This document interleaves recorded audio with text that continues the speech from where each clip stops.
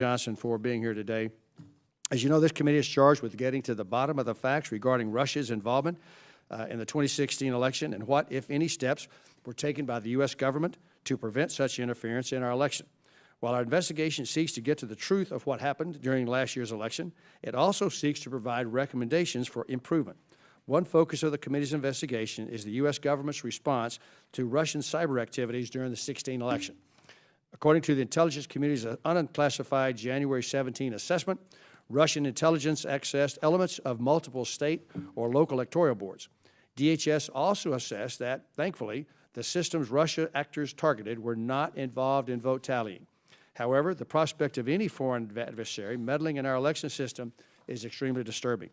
Our free and open election system is a cornerstone of our democracy and the foundation of our self-governing republic. Any actions by a foreign adversary to access electoral systems threatens our basic freedoms. As Secretary of DHS, you were at the helm when your agency became aware of Russian cyber intrusions into state and local election systems, and you made the decision to designate election infrastructure as critical infrastructure in January 17.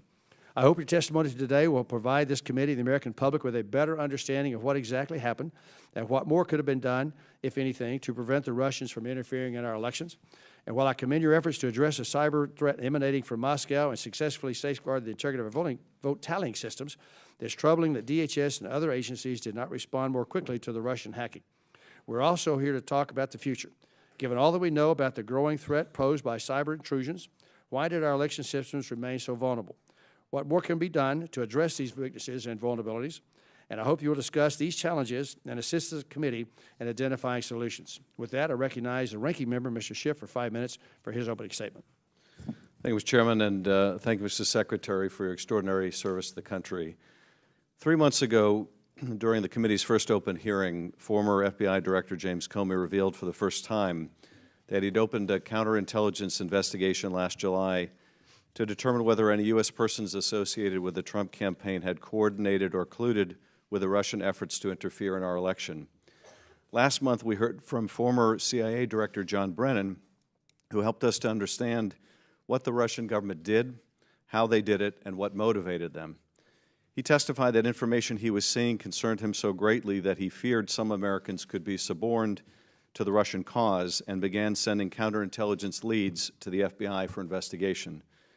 Today we'll hear testimony from former Secretary of Homeland Security Jeh Johnson about how the U.S. government responded to this unprecedented interference in our political affairs, what threat the Russians posed to our elections infrastructure, and what steps we took to protect our institutions, to inform the public what was happening, and to deter the Russians from further meddling. By the middle of last summer, it was apparent that the Russians were not merely gathering information for traditional intelligence purposes, but were intent on weaponizing it by dumping tranches of stolen emails into the public domain and in a way intended to damage the campaign of Hillary Clinton. As the ranking member of the House Intelligence Committee and part of the so-called Gang of Eight, I'd been made aware of information concerning the Russian hack, as had my counterpart in the Senate, Dianne Feinstein, and other senior leadership. What we saw alarmed us, and we believed it was incumbent on the administration to inform the American people what was going on. And so on the same day that Donald Trump was urging the Russians to hack Hillary Clinton's emails, the Senator and I wrote to then-President Obama urging that the administration declassify and release any intelligence community assessments related to the DNC hack and develop a swift and powerful response. Over a month later, when the administration had still made no public statement informing Americans about what the Russians were doing, Senator Feinstein and I took the extraordinary step of issuing our own public statement, carefully vetted by the intelligence community, attributing the hack to Russia and senior levels of the Kremlin. It would be yet another month before the U.S. government would publicly declare Russia behind the interference in our election when you and DNI Clapper issued your October 7 statement. And it wouldn't be until well after the election that the administration would take steps to signal just how truly significant an action the Russians had taken when it imposed sanctions on Russia over the hack, expelled Russian spies, and closed facilities used by the Russians for espionage against America. I hope, Secretary Johnson, that you will be able to share with us and with the American people a sense of the debate that was ongoing in the executive branch as evidence of the Russian involvement and hacked emails piled up through the late summer and early fall. What led to such a long delay in making attribution? And why would the most significant step of imposing costs on Russia for its interference come only after the election? And what are the lessons learned? At its heart, our democracy relies on the trust of the American people in their institutions. The events of last year and the potential for worse in the future are a stark warning to all of us that we must guard our democracy jealously, and that there are powerful adversaries that wish to tear down liberal democracy and America's role as its champion. We have our work cut out for us, but the world is counting on us to be up to the challenge. I thank you for your extraordinary service once again, and your testimony today, and I yield back. Well, thank you, Adam. Secretary Johnson, have you got a statement for the record, and would you like to make an opening statement? If so, please proceed. Mr. Chairman, you have my prepared opening remarks. Just briefly, in the time permitted me, Representative Conway, Representative Schiff, members of this committee, you have my prepared statement. I will not repeat it here. In 3 years as Secretary of Homeland Security, I had the privilege of testifying before Congress 26 times. Though it is no longer part of my job description, I voluntarily accepted the invitation to be here today as concerned private citizen. In 2016, the Russian government, at the direction of Vladimir Putin himself, orchestrated cyber attacks on our nation for the purpose of influencing our election. That is a fact, plain and simple. Now the key question for the President and the Congress is, what are we going to do to protect the American people and their democracy from this kind of thing in the future? I'm pleased that this committee has undertaken this investigation. I welcome it. My sincere hope is that in bipartisan fashion, you find answers. Last year's very troubling experience highlights cyber vulnerabilities in our political process and in our election infrastructure itself. With that experience fresh in our minds and clear in the rearview mirror, we must resolve to further strengthen our cybersecurity generally and the cybersecurity around our democratic process specifically. I'm prepared to discuss my own views and recommendations on this topic, and I look forward to your questions. Thank you. Thank you, Mr. Secretary. I recognize myself for 7 minutes. Again, thanks for being here this morning. A lot of questions will be asked, a lot of the details. Can we start kind of a top-level kind of conversation about DHS's mission with respect to cyber, particularly given how intertwined it is with respect to voter registration, voting, vote tallying, all those kind of good things, and also, if you wouldn't mind folding into that, what appears to be a delay between when the FBI became aware of things that were going on and what it seems that DHS was informed about things that are going on. So how's the relationship with the FBI relative to this particular infrastructure, either at the time and then maybe going forward? So if you'll kind of weigh in on that, I'd appreciate it. A couple of things, sir. First, I think the roles of the federal agencies in cybersecurity spelled out pretty clearly last year in PPD 41. Basically, law enforcement, the FBI is responsible for threat response. DHS is responsible for asset response. So the crime, law enforcement, FBI, patching vulnerabilities, detecting bad actors in the system, DHS. And the way I'd like to explain it publicly when I was in office was Jim Comey's the cop and I'm the fireman. On a personal level with Jim, we worked very well together. I've known him for 28 years, from the days we were assistant United States attorneys together in Manhattan. And on a personal level, at the top of both agencies, we worked well together. Can I say that down to the field office working level, we were always fully coordinated? No, but I was impressed that day-to-day the process seemed to be working well. Every morning in my intelligence briefing, there'd be an FBI briefer there who was with me to give his assessment, to tell me what the FBI feedback on something was. So there is that.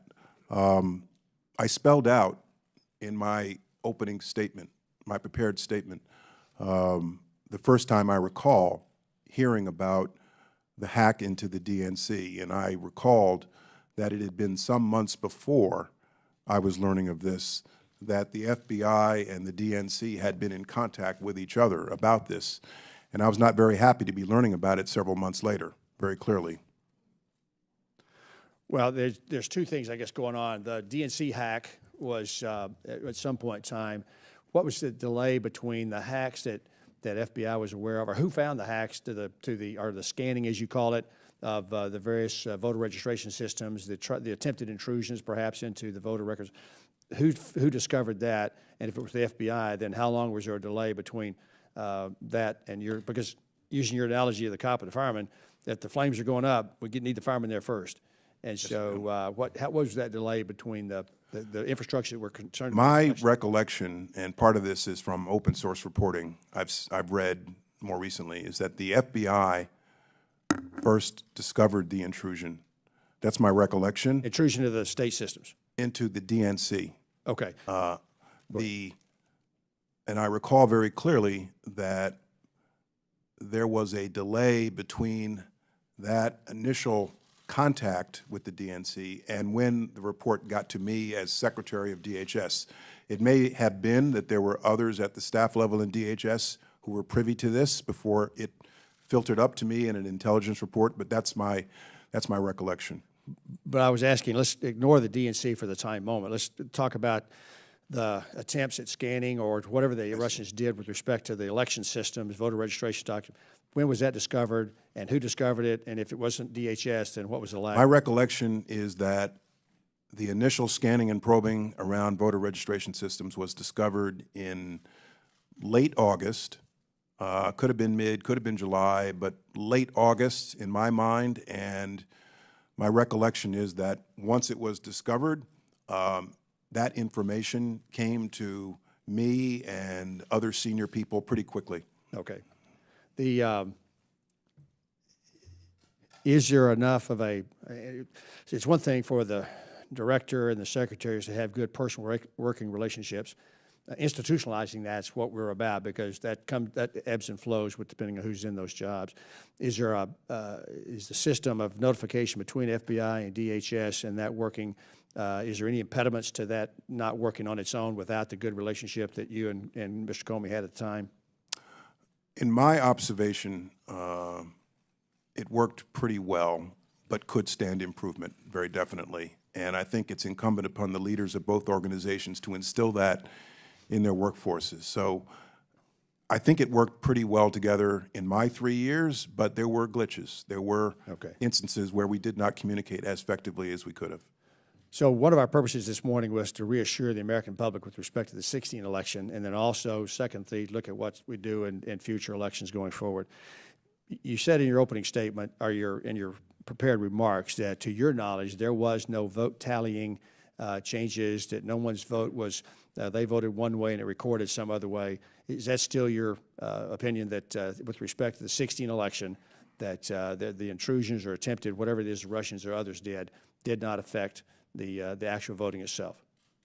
Based on everything I know, that is correct. I know of no evidence that through cyber intrusions, votes were altered or suppressed in some way. Okay.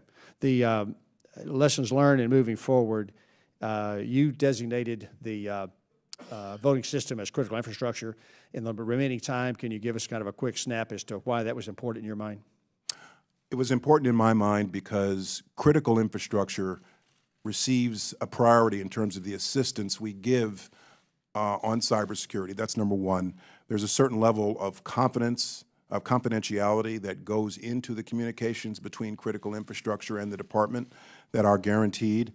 And number three, when you're part of critical infrastructure, you get the protection of the international cyber norms. Thou shalt not attack critical infrastructure in another country. And so those were the principal reasons to do this. There are 16 sectors already that are considered critical infrastructure. And in my view, this is something that was sort of a no-brainer. And in fact, probably should have been done years before. And I'm pleased Secretary Kelly has reaffirmed it. Reaffirmed it. Does that include the parties and the related infrastructure around candidates, or is that just the mechanics of voting itself? If you read the way I wrote the statement on January 6th, it's pretty much confined to the election process itself, election infrastructure itself, not the not the politicians, not the political parties. All right, thank you. You're back. That time has expired. Recognize the ranking member for 7 minutes. Adam? Thank you, Mr. Chairman. Mr. Secretary, in the late summer of last year, it became apparent that the Russians were doing more than gathering foreign intelligence, that they were in fact dumping it in a way designed to potentially influence outcomes, not by affecting the vote machines necessarily, but by affecting American public opinion with the dumping of these emails. So that's happening in late summer, mid to late summer. Why did it take the administration so long to make a public statement that a foreign adversary was trying to influence the American election? The statement didn't come until October. Why did we wait from July till October to make that statement? Well, Congressman, I'm going to disagree with your premise that there was some type of delay. This was a big decision, and there were a lot of considerations that went into it. This was an unprecedented step. First, as you know well, we have to carefully consider whether declassifying the information compromises sources and methods. Second, there was an ongoing election, and many would criticize us for perhaps taking sides in the election. So that had to be carefully considered. One of the candidates, as you recall, was predicting that the election was going to be rigged in some way. And so we were concerned that by making the statement, we might, in and of itself, be challenging the integrity of the election process itself. This was a very difficult decision, but in my personal view, it's something we had to do. It got careful consideration, a lot of discussion. My view is that we needed to do it, and we needed to do it well before the election to inform the American voters of what we knew and what we saw, and that it would be unforgivable if we did not pre-election. And I'm glad we did it. You know, Congressman, every big national security, homeland security decision I've made in my time, somebody always criticizes you for doing it, and then somebody else criticizes you for not doing it sooner. So Jim Clapper and I made the statement on October 7th, and I'm glad we did, frankly. I think the larger issue is it did not get the public attention that it should have, frankly, because the same day the press was focused on the release of the Access Hollywood video. That's what made our news below the fold news that day. Well, I want to ask you about that as well, but a couple things. There were certainly allegations by one of the campaigns, the Trump campaign, that the process was rigged. Yes. But the allegation wasn't that it was being rigged by a foreign power. Why wasn't it more important to tell the American people the length and breadth of what the Russians were doing to interfere in an election than any risk that it might be seen as putting your hand on the scale? Didn't the public have a compelling need to know, notwithstanding the claims made by a campaign about a different kind of rigging, and the need to rebut the idea that this was being presented to the public deliberately to influence the outcome? Yes, yes, and yes, which is why we did tell the American public everything we were in a position to tell them on that date. You'll note from my statement that we attributed the hacking directly to the Russian government. We were not then in a position to attribute the scanning and probing to the Russian government. We did say it was coming from a Russian-based platform at that point, but at that point we told the public everything we believed we could tell them, and I'm glad we did. So the priority of informing the American public did override all of those other considerations, which is why we did what we did. Mr. Secretary, you mentioned, though, that the statement you issued didn't get much attention because of the timing of Access Hollywood. When it didn't get that much attention, why didn't the administration go further? Why didn't the President, for example, speak about this? It was left to yourself and Director Clapper to issue a written statement without any further elaboration. There were no steps taken, for example, to impose sanctions on Russia. Why weren't those additional steps taken when the first notice really was essentially overlooked by the public? Well, you shouldn't view the October 7th statement in isolation, sir. First, I had been engaging state election officials since August, and I had issued a public statement on August 15th. I issued a public statement on September 16th, informing the public and state officials what we knew at the time. I issued another public statement on October 1st. There's the October 7th statement. Then I issued another statement on October 10th. So this was an ongoing effort to inform the public about everything we were in a position then to tell the public. It wasn't just the October 7th statement. Now, that October 7th statement was notable in another way in that it didn't include James Comey's signature as the agency that would be foremost, have the foremost responsibility for the forensics of attribution. Why wasn't Director Comey's signature on that statement? Well, the thinking was that a statement should come from the intelligence community, and Jim Clapper then sat atop the intelligence community as the DNI. Separately, we wanted to put out a statement from DHS about what state election officials can do about this, and again, encourage them to come to us. At some point in the discussion, Jim and I decided to just make it a joint statement, and that's what happened. There have been public reports in the last week or two that the Russian probing of our elections infrastructure was far more widespread than has been publicly acknowledged and may have affected dozens of states. What can you tell us about what was known at the time and what you know now in terms of the length and breadth of Russian probing of our elections infrastructure? How widespread was it? And did it go beyond penetration of voter databases or manipulation of data in any way? There was very definitely, in the fall, a growing list of states where we saw scanning and probing around voter registration databases, which concerned us greatly. As I think I stated in one of my public statements, probably the October 1st statement, in at least one or two instances, the effort was successful at an intrusion. So there was a growing list, and we saw the scope of this activity expanding as time progressed.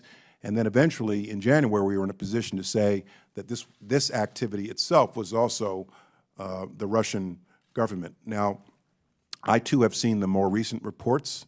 I have not had access to classified information for 5 months, so I'm not in a position to tell you whether it's right or wrong, but very definitely, as fall progressed, we saw a progression of scanning and probing activities around voter registration databases, which concerned me, which is why I kept encouraging state officials to come and seek our help.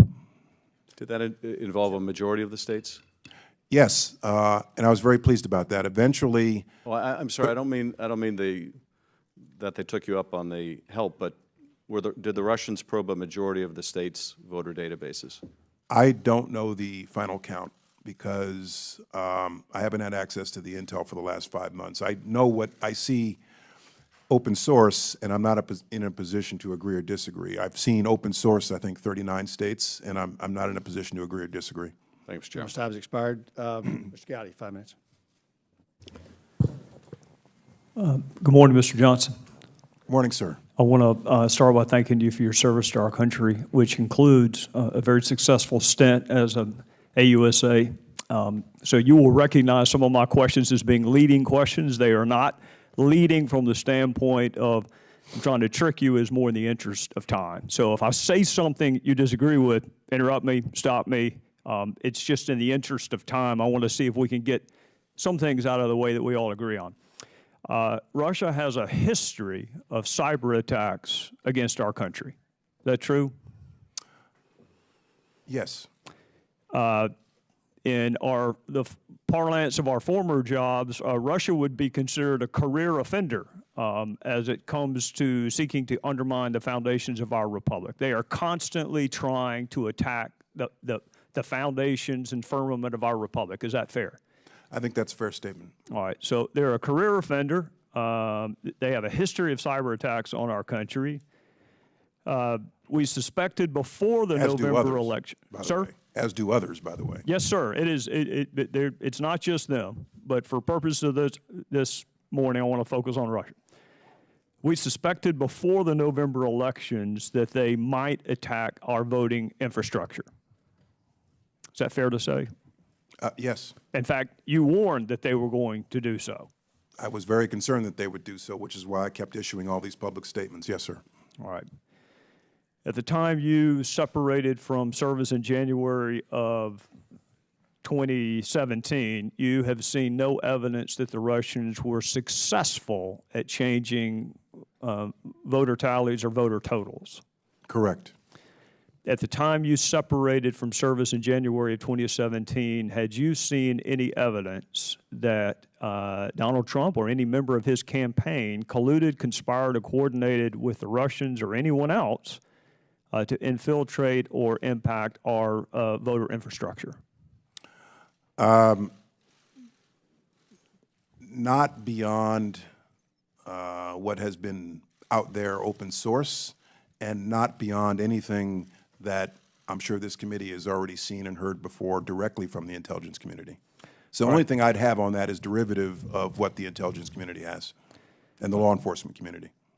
Speaking of the intelligence community, it strikes me that most of the information currently available was available in the fall of 2016. Most of the intelligence products that are relied upon to form certain assessments, that underlying data was available in 2016, some of it before the election. I'm not in a position to agree or disagree with that because I don't have access anymore to intelligence over the last 5 months. Well, looking at this a different way, before the election in November of 2016, you had already seen evidence of Russian efforts to impact our election. In fact, you testified Yes. they had a preference for a candidate, they were aggressive, and I think you used the phrase plain and simple. Yes, but with respect to efforts to hack into the DNC and other political organizations, yes, very clearly. All right. Correct.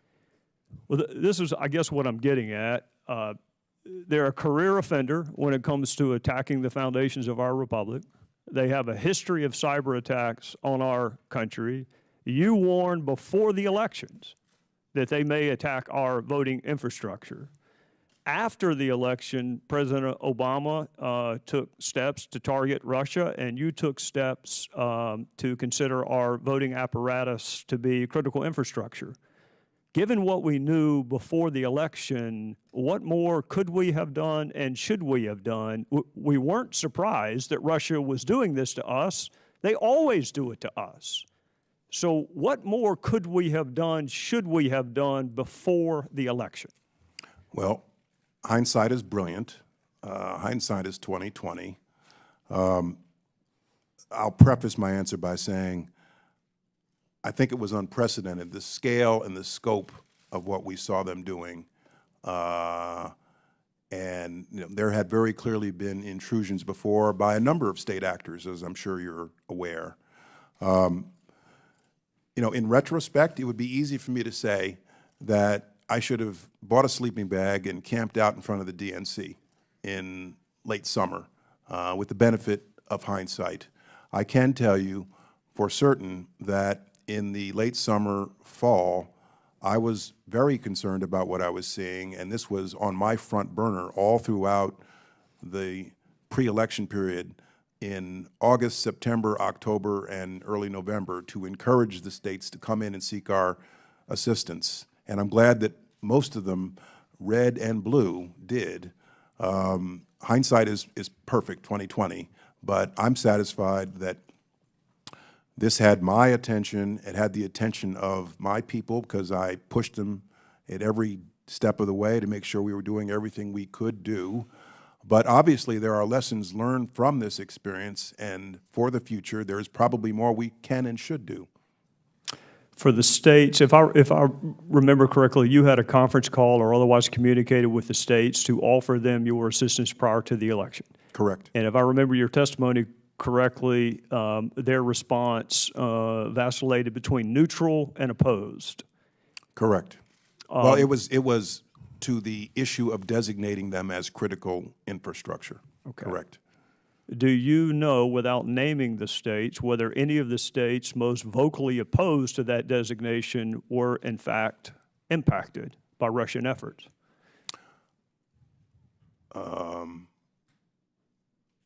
I'd have to look at both lists. If you're saying impacted, were those states that had their voter registration databases scanned and perhaps infiltrated? I'd have to look at both lists, sir. I don't have that information off the top of my head. Yeah, what I'm wondering is if any of the states most vocal in rejecting your help actually needed it the most. Well, again, they didn't reject our help. 36 of them accepted our help, but they were resisting the idea of a designation to be critical infrastructure, which I went ahead and did anyway. What would that designation have done in November or in October? What would that designation have accomplished had you done it in the fall of 2016 instead of January? Well, as I outlined earlier the advantages of that declaration, but in the short term, my assessment was that we needed to get them in. We needed to bring the horses to water to seek our cybersecurity help. And so making the designation would have, in my assessment, driven them in the opposite direction. And my number one priority pre-election was to get them to seek our cybersecurity help, and for the most part, they did. Thank you, Mr. Secretary. Gentleman's time has expired. Mr. Hines, 7 minutes. Thank you, Mr. Chairman. I'll begin by yielding a moment to the ranking member. Thank you, Mr. Himes. Just a quick follow-up. You've been asked, Mr. Secretary, about whether the vote tallies were impacted. Some have suggested that because the actual counting of the votes by the machines wasn't impacted, that therefore you're testifying and others have testified there was no effect on the election. These are two quite different things. In your written statement, you state, I'm not in a position to know whether the successful Russian government-directed hacks of the DNC and elsewhere did in fact alter public opinion and thereby alter the outcome of the presidential election. Correct. Do you stand by that? Yes, and thank you for that clarification. And it's not really the job of the intelligence agencies to determine whether the information that was dumped had a determinative effect on the outcome, only whether machines were impacted, not people. Correct. You'd need a social scientist or a pollster to do that. I also wanted to ask you about the information concerning potential coordination with the Russians. Are you aware of the basis, because we've heard testimony that the FBI investigation was somewhat compartmentalized and even Director Clapper wasn't fully aware of what went into the FBI counterintelligence investigation. Are you aware of the information that formed the basis for Director Comey opening a counterintelligence investigation as he testified in July of last year? No, not as I sit here. And if I did, I'm not sure I could talk about it in open session, but I do not. And I'm not going to ask you to, but do you believe that Director Comey would have opened a counterintelligence investigation on a presidential campaign lightly or on mere hunch? No. He would need some evidentiary or information basis to do so. Based on everything I know about Jim Comey and the FBI, yes. Yeah. I yield back to Mr. Himes. Thank you, and good morning, Mr. Johnson. I want to start by asking you, Mr. Gowdy's questions and your responses established that this is not a new thing, this sort of meddling in our election. We've seen it before, and I want to come back to that. But you also stated, and we've heard from others, that the meddling in the 2016 election was unprecedented in its scope and reach. So I wonder if you might take a minute or two and just help us better understand why it was unprecedented, what was different about this particular array of meddling versus what we've seen in the past. Well, we've seen a history of various different types of bad cyber actors intruding into, infiltrating political organizations, political campaigns, and that's what I was referring to. When I say that this effort was unprecedented, what I mean is that we not only saw infiltrations, but we saw efforts to dump information into the public space for the purpose of influencing the ongoing political campaign. And it was widespread, and in that respect, and we knew it was happening, so in that respect, it was very much unprecedented. So can I just, distilling your testimony, we had seen scanning queries, what we might sort of generally consider espionage, trying Correct. to gather information. Correct. But we had never seen what the Russians call active measures, that is to say, actually the insertion of information designed to alter an outcome. That's what makes this unprecedented? Yes. Thank you. So let's step back a little bit away from how this is unprecedented. We have seen this before. 2008, Chinese hackers targeted then candidate Barack Obama and John McCain. We saw it again in 2012. So my question is, as you assumed your duties at Homeland Security, how were we thinking about this? Were we thinking about this issue in a constructive way prior to the last election? Good question. It became a front burner item for me in summer 2016. And I began discussions with my staff about what should we be proactively doing to help state election officials prepare. I was pleasantly surprised to know that there was an election assistance commission and that DHS had collaborated with that, and that there had been an ongoing dialogue through the EAC, through state secretaries of state, going back to election cycles past. But this was now becoming a matter for me as the Secretary of Homeland Security, so it was becoming front burner for me in the summer of 2016. But there had been that ongoing dialogue. So summer 2016, this becomes front burner, implying that prior to summer 2016, this had been back burner. What was the catalyzing event that moved it from back burner to front burner? For me personally, it was the reports we were receiving about efforts to intrude into the DNC and the emerging intelligence picture. Okay. Let's get a little more granular here. Becomes a front burner issue. Were there certain parts of the process at the time, the voting machines, the political party databases, the politically associated organizations that we understand may have been probed that you thought were particularly vulnerable at the time? Voter registration databases. In the course of learning about this issue myself, I took a look along with my staff at the practices in the different states. They tend to vary, but for the most part, there are redundancies in the system, and most of it exists off the internet in terms of collecting votes, reporting votes. There are a few states where it does not, but the states, with some DOJ Election Assistance Commission help, have been engaging in some best practices, but they tend to vary all over the lot. But what we were most concerned about and what we were seeing were efforts at compromising voter registration databases. Okay.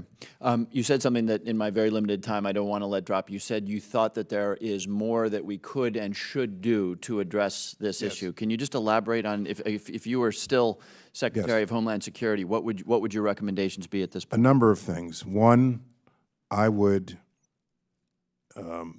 as a Congress, think about grants to state election officials to help them harden their cybersecurity. I would raise awareness among state election officials, as well as, public in general, employees of state governments, raise awareness about the evils and the hazards of spear phishing. I think at a national level there should be, in this current administration, somebody who really does take the mantle of cybersecurity on full-time to highlight this issue, to lead the charge on this issue. My preference would be it's somebody within DHS, but we really need a national leader to take charge of this issue. But first and foremost, on the ground, we need to encourage state governments, state election officials to engage in best practices when it comes to vote tallies and so forth.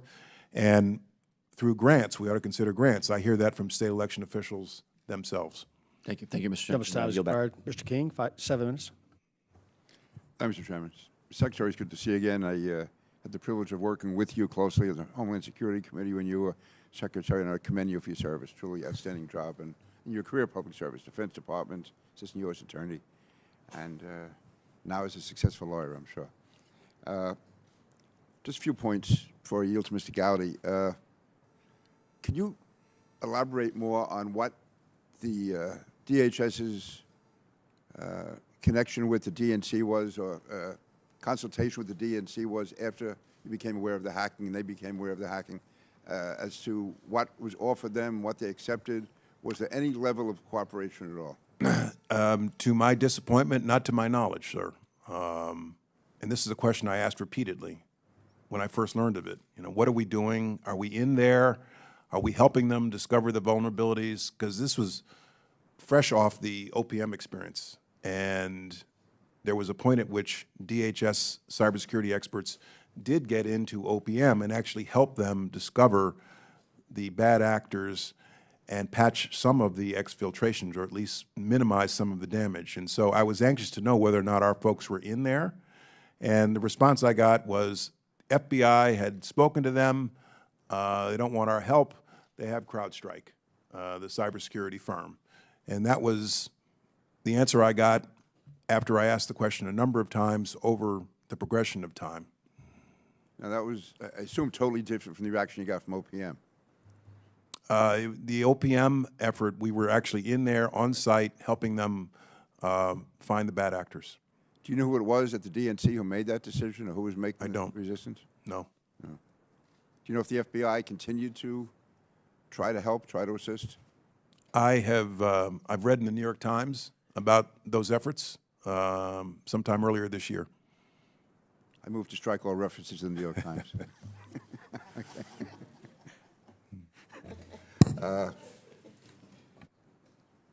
I would just say, maybe it's editorializing on my part, that really is, to me, an unusual response by the DNC. I mean, if you're talking about presidential election, you have an unprecedented amount of cyber hacking by a foreign power, an adversary from my point of view, and that they would not accept all the help that could possibly be given. Especially, I mean, it's not as if, not that you would be partisan or anyone else, but it's not even like it was a Republican administration trying to intrude into the DNC. This is a impartial governmental entity, FBI, DHS, and they didn't accept it. I just find it very hard to, to comprehend. Well, my interest in helping them was definitely a nonpartisan interest. I know that, yeah. And I recall very clearly that I was not pleased that we were not in there helping them patch this vulnerability. The nature of when you're dealing with private actors and even political organizations, DHS does not have the power to issue a search warrant or get a search warrant and go in and patch their vulnerabilities over their objections. Moving ahead, was there any significant intelligence or information that came about after the election that was not available before the election? In other words, if there was so much out there, if the administration was so concerned, why was it that suddenly after the election seemed, so much serious action was taken? The sanctions, sanctions in particular, and also the public statements by the president, by the intelligence community, coming on strong. And yet, I didn't see what was present after the election that wasn't there before the election. Well, I'm going to disagree with your premise, sir. We did, before the election, 1 month before the election, formally and very publicly accuse the Russian government of doing this in pretty blunt terms, uncommon for the intelligence community. That statement was pretty blunt in saying we know the Russian government is doing this based on the picture we saw at the time. The picture continued to build upon itself as time progressed. There was more we knew about the Russian government's efforts at scanning voter registration databases. You recall the October 7th statement says we were not then in a position to attribute that to the Russian government, but the picture got clearer as time progressed. But on October 7th, we issued a very clear declaration based upon what we knew at the time, that the Russian government was behind the hacks of the DNC. I'm not at all being critical of you. I'm just saying that it seemed if the It administration... just didn't get the attention that I would have preferred to get, because we're in the midst of a campaign where the press and the voters are focused on lots of other things, like 11-year-old videos. I'm thinking more about the administration, all the power they have, because in December we had this drumbeat of stories coming out, one after the other, some open, some being leaked, and then you had sanctions being issued. It seemed that all the power and mobilization of the administration to get that story out came after the election into December and early January. And between October 7th and Election Day, there was very little. And as you say, the October 7th statement was overshadowed by the other incidents that were occurring at the time. So I think you did what you had to do, but I'm just saying, I'm just still concerned, they're not concerned, but. Well, the, very That's why definitely. the administration did. The October all 7th because- statement was an administration statement. That was the result of an intelligence community assessment. The President approved the statement. I know he wanted us to make the statement. So that was very definitely a statement by the United States government, not just Jim Clapper and me. No, but in the reality, though, most American people were not fully aware of it. In view of all else was going on, I just would have thought during that 32 days, if they had done as much during that 32 days, from October 7th to November 8th, as they did in December and January, I think the American people would have been a lot better informed when they went to the polls. And I'm just... Well, I can tell you, that's why I they issued do it. statements on September 16th, October 1, October 7, October 10, about what we saw. No, you did your job. I'm specifically not directed to questioning state you in election any way about officials. that. I'm really asking about the administration overall. And with 30 seconds, Dre? Just real quickly, if I could get you to put on your old hat for a second. Hacking into someone's server strikes me as a crime. Yes. So the DNC was the victim of a crime. I'm trying to understand why the victim of a crime would not turn over evidence to you and Jim Comey, who were both apolitical and come from apolitical backgrounds. Well, I'm quite sure that at some point in the timeline, they did do that. My point earlier was that in the initial period, I was not satisfied that we were able to get in there ourselves, DHS, to help them identify the bad actor and patch the vulnerabilities. I'm quite sure that at some point, the FBI and the DNC had a dialogue, but you'd have to ask them. Gentleman's time expired. Ms. Sewell, 5 minutes. Thank you, Mr. Chairman. I'd like to yield a minute to the ranking member to ask a question. I thank the gentlewoman. I just want to follow up on Mr. King's comments and question because I really agree quite completely with Mr. King. And I'm not saying this as a matter of hindsight. Senator Feinstein and I were saying this in real time as it was going on. Why didn't the President of the United States, and Secretary, you did what you could do, but why didn't the President of the United States, at the time you were making your attribution or thereafter, speak to the American people and say a foreign power is interfering in our affairs? This isn't a Democratic thing, this isn't a Republican thing, this is an American thing, and they need to be rejected and they need to stop. Why wasn't that done? Was there thought given to that? Why was that course rejected? Well, again, Congressman Schiff, we did make the statement, and we were very concerned that we not be perceived as taking sides in the election, injecting ourselves into a very heated campaign, and so, or taking steps to themselves delegitimize the election process and undermine the integrity of the election process. And so we considered all those things, and the decision was made that the Director of National Intelligence and the Secretary of Homeland Security should together make this statement. And there were public statements made by various administration officials, including myself, all through the campaign season, pre-election, to the same effect. You're back to Ms. Sewell. Secretary Johnson, welcome. Again, thank you for your years of service to this great nation. I'd like to talk about attribution. And by now, it's well known that the Russians hacked, stole, and then strategically dumped emails from the DNC in order to affect the outcome of the 2016 election. What I'd like to understand better is how the United States government came to reach that conclusion and how DHS and the rest of the government were able to attribute it directly to the Russians. So according to the Declassified Intelligence Community Assessment released in January of 2017, we noted that Russian intelligence assessed, quote, assessed elements of multiple state and local electoral boards. And that seems pretty clear. Mm-hmm. How does one go about attributing that to the Russians? What kinds of information, signatures, or cyber activity would you be looking for in order to make that attribution? And how do you go about validating that information? Congresswoman, you'd probably have to have that discussion in closed session because it's sources and methods. And it's probably better to have that discussion with someone in the intelligence community. I do recall that looking at the intelligence, it was a pretty clear case, perhaps beyond a reasonable doubt, Mr. Gowdy, that the Russian government was behind the hacks into the DNC, based on everything I was seeing. In terms of attribution, there are normal considerations about when one makes public attribution to a state actor who's engaged in some type of cyber attack.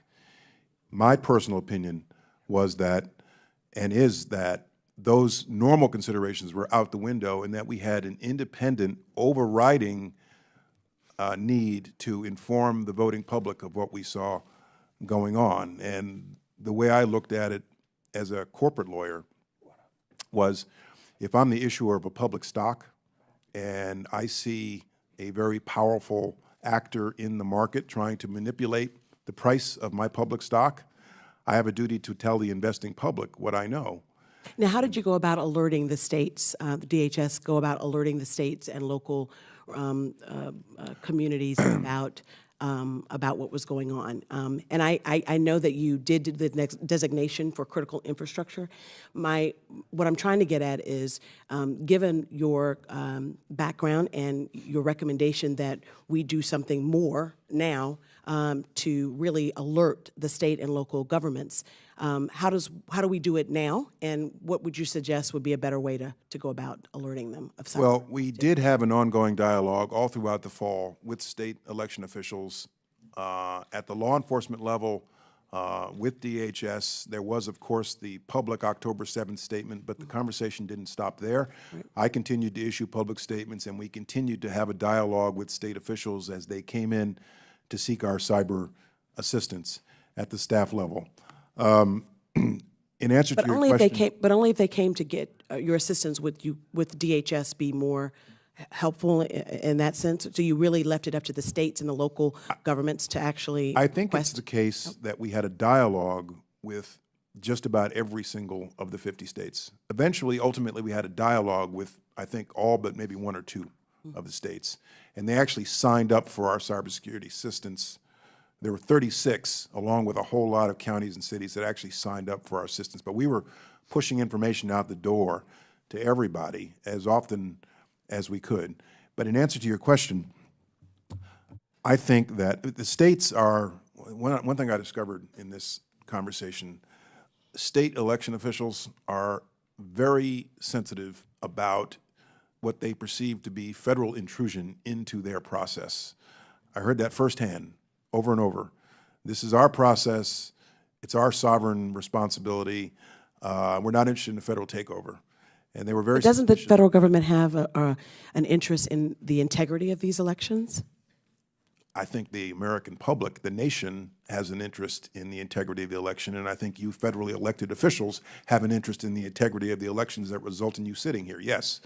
But I think that we need to continue, now that the campaign's over, maybe in odd years, if we could find a way, to raise awareness when the temperature's down, maybe through grants, encourage best practices at the state level, and maybe encourage a uniform set of minimum standards for cybersecurity when it comes to state election systems and voter registration databases.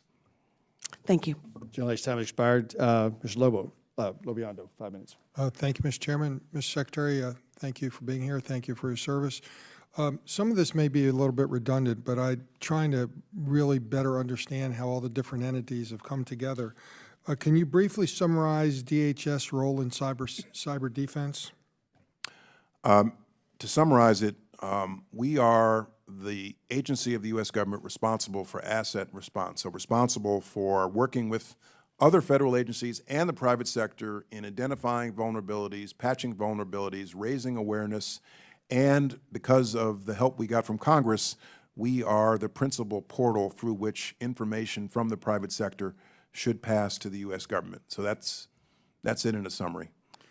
And with that in mind, can you briefly tell us DHS's role in sharing cyber threat indicators, how that works?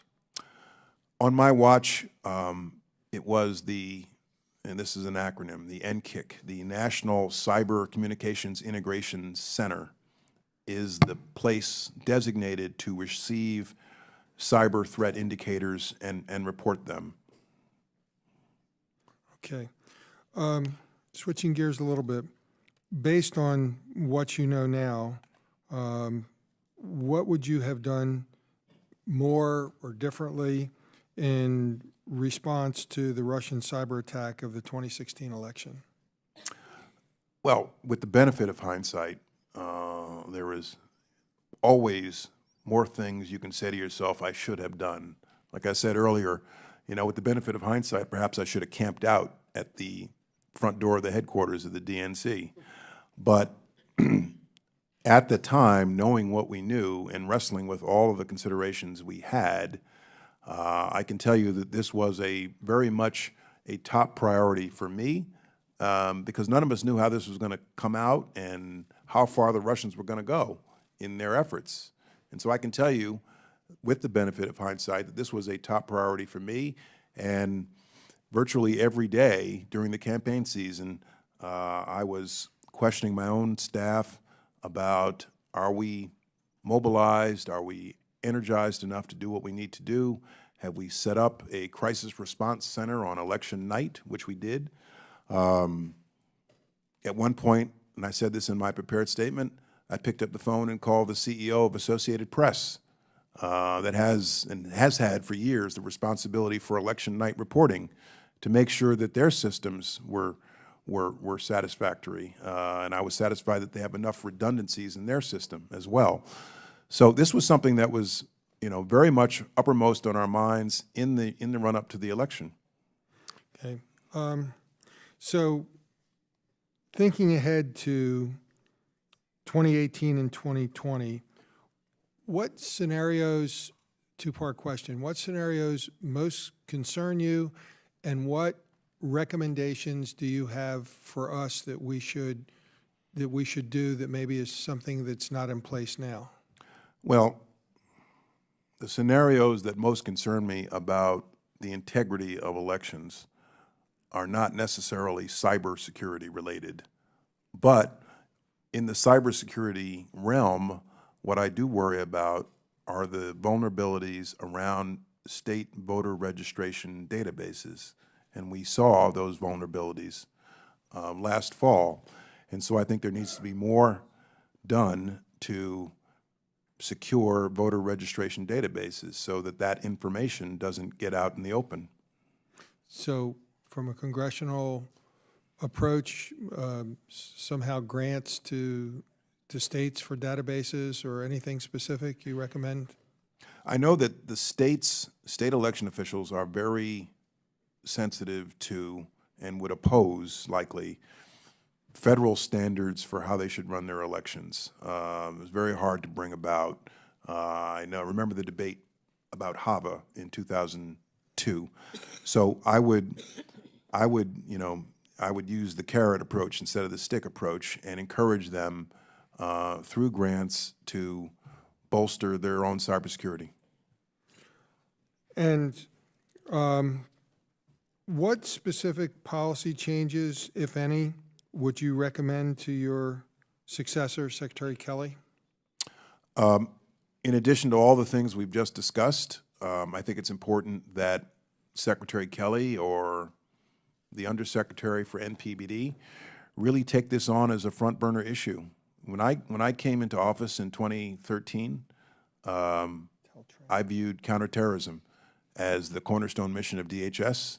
And then after a time, when I got a sense of the threat environment, I realized that cybersecurity needed to be the other cornerstone, needed to be the other top priority of our department's mission.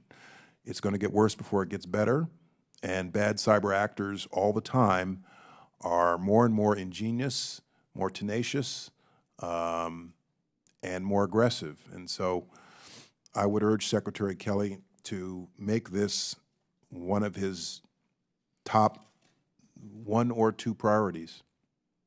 Yeah, thank you. I yield the balance of my time to Mr. Gowdy.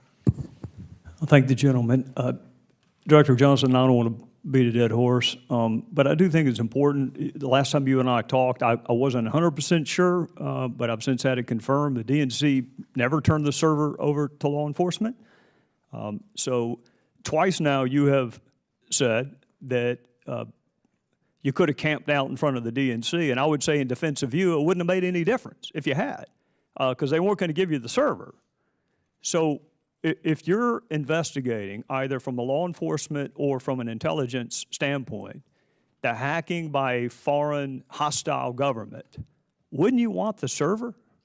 Wouldn't that help you, number one, identify who the attacker was? And if memory serves me, this was early in the summer of 2016 when we learned of the DNC hack. So if they had turned the server over to either you or Director Comey, maybe we would have known more, and maybe there would have been more for you to report. So I guess what I'm asking you is, why would the victim of a crime not turn over a server to the intelligence community or to law enforcement? I'm not going to argue with you, sir. That was a leading question, and I'll agree to be led.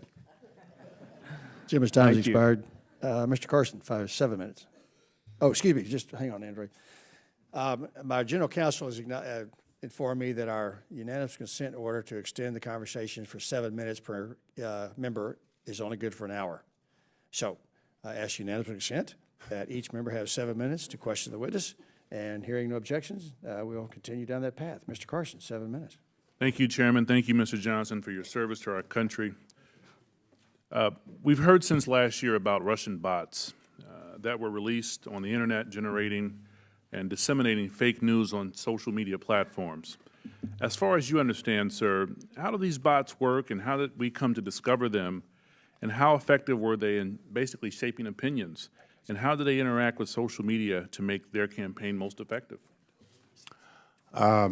Congressman, you're really testing me here. You're a brilliant man, level of a technical level that there are others who could sit here and give you a much better answer. It's hard to know. I mean, the activity you've cited, I know, is prevalent. Sure. It is hard to know to what extent it influences public opinion. Like I said earlier about the election result, it is hard to know to what it is not for me to know to what extent the Russian hacks influenced public opinion and thereby influenced the outcome of the election. Okay. Sir, do you think, as I do, that the Kremlin on some level managed to stoke uncertainty about our electoral institutions and thus their operation was successful? And secondly, do you think with the Russian influence or interference operation, all of which Americans were victims, even if their votes weren't effective, offers us any hard lessons learned, sir, that we should carry on with us as we prepare for 2018? Well, certainly if the Russian aim of what they did was to distract us and divert us from the business of government, whether it's health care or something else, yes, I mean, as evidenced by what we're doing here today.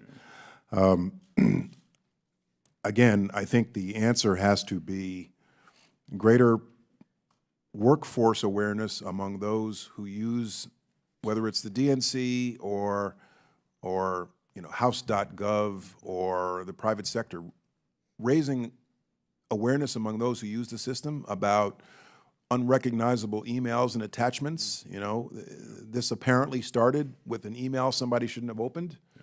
And I can tell you from experience, the most devastating attacks, and forget the Russians for a moment here, the most devastating attacks by the most sophisticated actors very often start simply because somebody opens an email that they shouldn't open. And so raising awareness about spear phishing can go a long way. And as I said earlier, encouraging those who are responsible for our democracy in ensuring that their cybersecurity is protected and they've done what they need to do. Thank you, sir. Keep up the great work. Mr. Chairman, I yield back. I yield to the ranking member at this time. I thank the gentleman. Just to follow up on the DNC, and I know my colleague, Ms. Spear, will have some questions about that too. But I take it whatever criticism you might have of the DNC for how they responded or whether they're willing to turn over the server or not, you're not maintaining that that somehow justifies the Russian hacking of our institutions. No, of course not. Because I think there's a tendency, as in many cases, to blame the victim over their victimization. The DNC was a victim here, were they not? Correct, yes. And there's a lot we're going to have to probe in terms of the government response as well as the DNC's. The primary actor that interfaced with the DNC, would it have been DHS or would it have been the FBI? Well, in a perfect world, it would be both of us. It would be law enforcement and asset response. So it would be DHS, law enforcement, and, when necessary, the intelligence community. And there have been cases where we have worked well hand in hand together, law enforcement and Homeland Security, addressing a situation. One of the reasons I raise this issue is, and one of the reasons I think the public nature of these hearings is so important, is the Russians are among the most capable cyber adversaries in the world, are they not? Yes. And for the most part, if the Russians want to get into the DNC or the RNC, they're going to find a way to get in. Would you agree with that? I tend to be not that fatalistic, especially in my old role, but it's a, you know, it's like saying, you know, sooner or later there's going to be another act of violence in this country. But you can minimize the vulnerabilities and the opportunities through a number of steps that can be taken. Without question, but nonetheless, it is a fairly asymmetric battlefield in which it's much harder to defend than it is to be on offense. Correct. I think I said that in my opening statement, yes. And for that reason, would you agree that among the most important things we can do, in addition to improving whatever our cyber defenses are, or how we respond to an intrusion, is to inform the public and, in a sense, inoculate ourselves against further foreign interference by developing a consensus that whoever it helps or whoever it hurts, we will all reject it. Isn't that ultimately the best defense and better than any cyber defense? That is certainly a critical part of a needed response, which is one of the reasons why I felt strongly we should issue the October 7th statement. And I think this was something that President Obama alluded to when he did speak to this after the election, that what in fact made this hack so successful for the Russians was that they were able to play on the deep divisions within our own politics and exploit that division to sow discord within the United States. Would you agree? I would. Yeah, I don't disagree with that statement, and you know, certainly the rhetoric of the campaign contributed to that as well. I thank you, Mr. Chairman. Now you're back. Jimmy yields back. Dr. Winch, about 7 minutes. Thank you, Mr. Chairman. Thank you, Mr. Johnson, for being here. I appreciate it. Good morning. And, you know, we're here to get some lessons learned and a path forward, and hopefully we can do that on a united front. And I appreciate your insights here today. When you came in 2013, it's obviously after an election.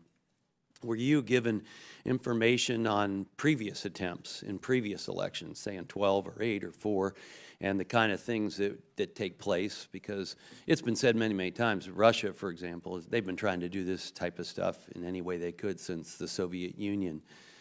So were you given any kind of background to maybe help you? Well, in your I new was certainly role? aware, not just from my experience at DHS, but from my experience as the General Counsel of the Defense Department, that there had been nation-state efforts at espionage, for the most part, into various political organizations and campaigns. Yeah, and I'm pleased to see that you have agreed with Secretary Kelly to make cyber top priority, and that's probably very good advice. During this process, was it ever reported, were there attempts on the RNC, for example, with fishing expeditions, spearfishing. Was any of that reported anywhere else or any other agencies that are involved with elections? Yeah. So I remember there was a lot of back and forth around the RNC. Sitting here now, my head hasn't been in this for a while, but sitting here now, I remember there was something about the RNC. Somebody could give you chapter and verse on that. But I remember there was something around the RNC too, but I'm not sure what it is sitting right now. Some attempts, at least, is what you My recollection here is going to be faulty, and I just don't. It's a knowable question. Yeah, well, thank you.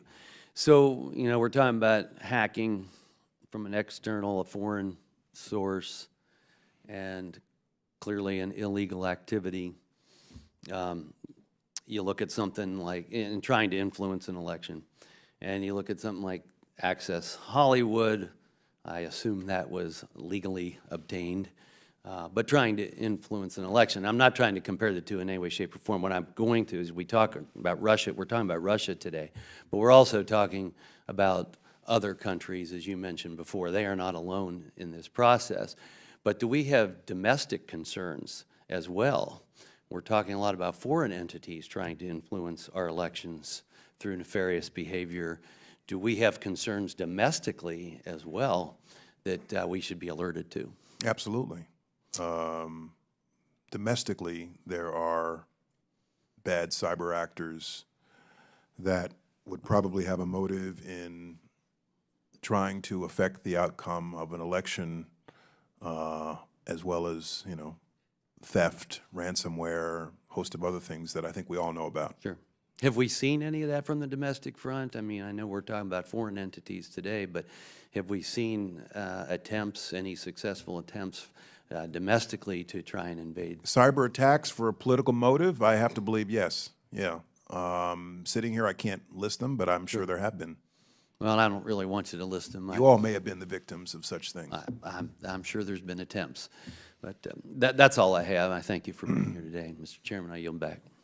Chairman yields back. Ms. Spear, 7 minutes. Thank you, Mr. Chairman. Mr. Johnson, thank you so much for your extraordinary dedication to public service for many, many decades. So anything that I ask you now is not an effort to undermine that. By the way, I'm billing this by the hour. So, just kidding. One thing we do know is that hindsight is 20/20. And when we look back, oftentimes we say, I would have done things slightly differently. So back on August 15th, 2016, this is a year later from the DNC hack, you had a call with state officials about cybersecurity and elections infrastructure, in which you said you were, quote, not aware of any specific or credible cybersecurity threats relating to the upcoming general election systems, unquote, and then offered support by DHS. Why didn't you at that time say to the state elections officials, Russia is intent on hacking into our systems? Because I was not in a position to say that at that point. The state of my and our awareness was progressing, and I was not in a position to reveal or know exactly what we saw the Russian government doing at that point. And so it was an emerging picture, and but within a very short period of time, and it could have been just before, but within a very short period of time, right around that time, we began to see these intrusions, scanning and probing into voter registration databases. And if you look at my public statements, you'll see that I informed state election officials of what we saw at the time. So, but 2 months later is when you said to them, along with James Clapper, that the Russian government was, in fact, attempting to. But back in October, you encouraged jurisdictions to seek assistance. So 2 months had passed, early voting had already begun. And there's a part of me that feels that we should have been able to have sounded the alarm earlier. But at the time, on October 10th, you encouraged jurisdictions to seek assistance. 33 states used DHS tools. 17 did not. Now, if we know that there's something vicious, a viral attack is happening, why would we not want to inoculate everyone? And in this situation, because it's being left up to the states, 17 states didn't even take you up on it. Did you have a concern about that? Did you reach out to them again, encouraging them to use the tools? We had an ongoing dialogue, and on September 16th, I said publicly, in recent months, we have seen suspicious cyber intrusions involving political institutions and personal communications. We have also seen some efforts at cyber intrusions of voter registration data maintained in state election systems. On October 1, I said, in recent months, malicious cyber actors have been scanning a large number of state systems, which could be a preamble to attempted intrusions. In a few cases, we have determined that malicious actors gained access to state voting-related systems. 6 days later, I said the same thing again. Okay, We were not in a position to attribute it to the Russian government at that time. And then 3 days later, I made another statement. So I was beating this drum constantly. I guess what I want to ask you is, if, in my mind, this cyber attack on our country was an act of war. It was unprecedented. The Russian intentions were not just to hack into a couple of party servers, but to do a full-on effort to undermine our election. So do you believe, looking back at it, that we should have or should in the future standardize election systems? We have so many different systems around the country. Some have paper trails, some do not. Is there value in going back to paper voting? Well, I would say to this Congress, if you want to try to federalize elections in this country, good luck. I think you probably all know better than I do the reaction you'll get from your state election official constituents. Well, how about the equipment, though? Again, there was an effort at this with HAVA right after the 2000 election. We made some progress, but this is something where I think a carrot over stick approach is best warranted. And so through grants and other means you might have at your disposal, I would encourage state election officials to move on. adopt certain minimum cybersecurity standards. Voter registration lists were infiltrated. We have heard over and over again that we don't believe any of the votes were altered. I want to know how we can be confident that none of the votes were altered, first of all. And the second question is, if in fact that's the case, I don't think any of us should be sanguine in thinking that the Russians won't attempt to alter votes in subsequent elections. Do you agree with that? Well, I've said, based upon what I know of no evidence that votes were altered as a result of cyber attacks. But again, I have not had access to classified information in 5 months. And at this point, you all are in a better position to know the answer to that question than I am. So after the election, did DHS take any steps to determine whether or not the vote had been impacted by Russians? What kind of steps could or would have been taken? No, and I'm not sure I had the authority to do that. I don't. The Department of Homeland Security does not engage in vote recounts, election recounts. There are others that have that responsibility. So what message would you like to send to state and local election officials regarding just how vulnerable their systems are to compromise?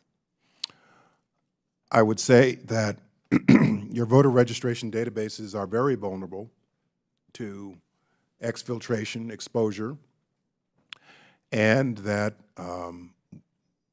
all state election officials, local election officials should undertake an effort to harden their cybersecurity, minimize the exposure of the process to the internet, and that this is serious, and we're not just this is not just an academic exercise. It's a very real threat, and we know because because of what happened last year.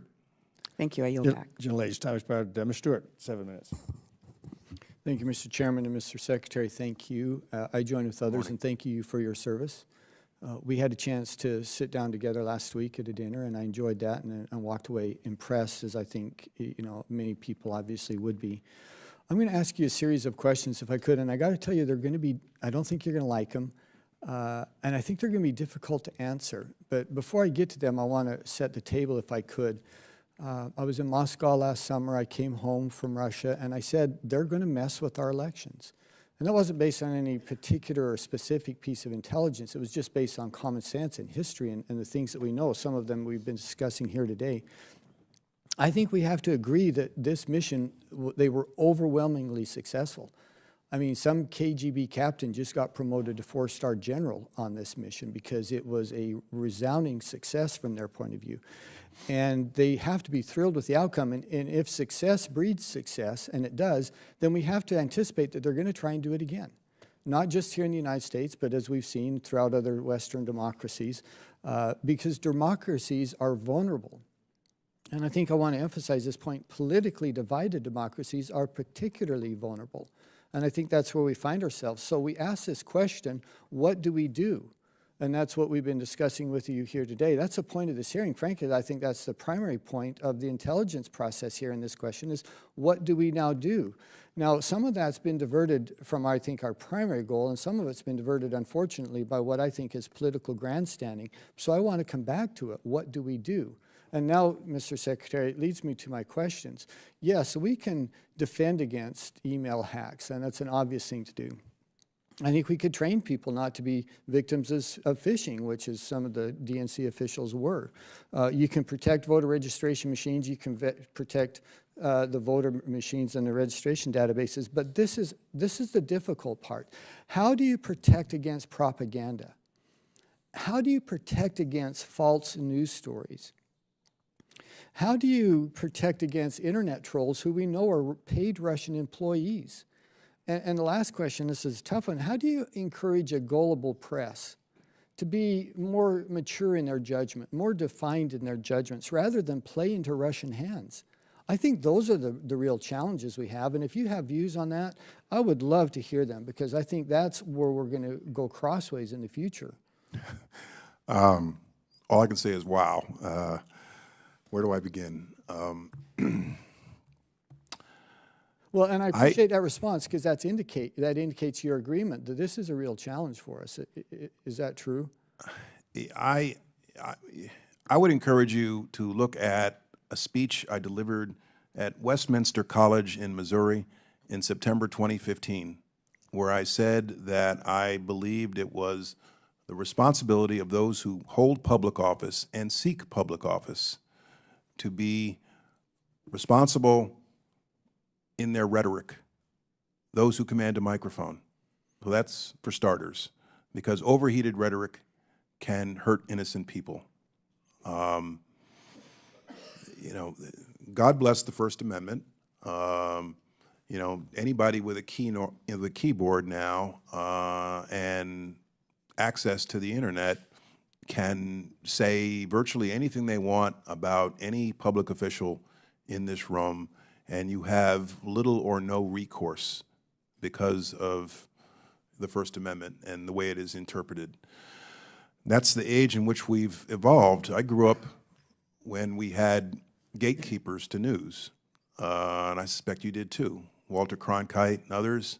There was, in the 1970s, if a big event happened in the course of the day, in my house, it didn't really happen until Walter Cronkite told me it happened at 7 o'clock. And that's when I, you know, in my own mind, accepted it.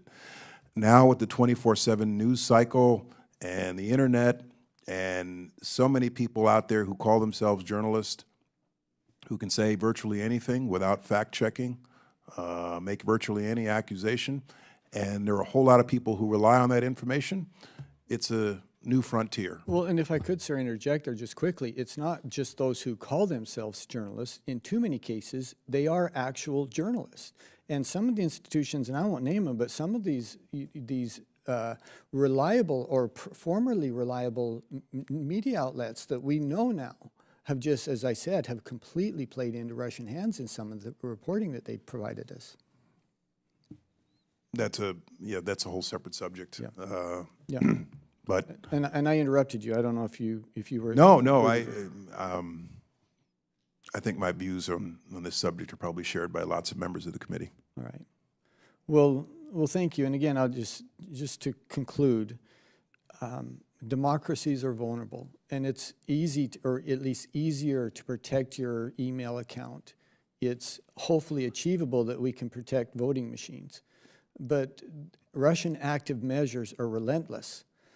They're pervasive, they're everywhere, and we don't recognize it, or as we've said, too often we play into their hands and make it altogether too easy for them. And we do that to ourselves. And I just think we have to have a conversation with our fellow Americans about, how do we discern what's real and what's not real, and how do we discern what's manipulated and what's not manipulated. And it'll be interesting to see what happens in some European democracies as their elections come up, and in our own over the next few years, if we're better at dealing with this. Finally, sir, once again, thank you for your many years of service. We are grateful for that. Let me just add to that in the time remaining. Every time I have an opportunity to sit down with a group of young people, like the interns over here, I always ask the same question: how do you get your news? Because I'm interested to know how young people receive news. And it's not the way you and I grew up receiving news. When I do my daily commute into New York City, I'm probably the only person in the train, in that car, with a hard copy of a newspaper anymore.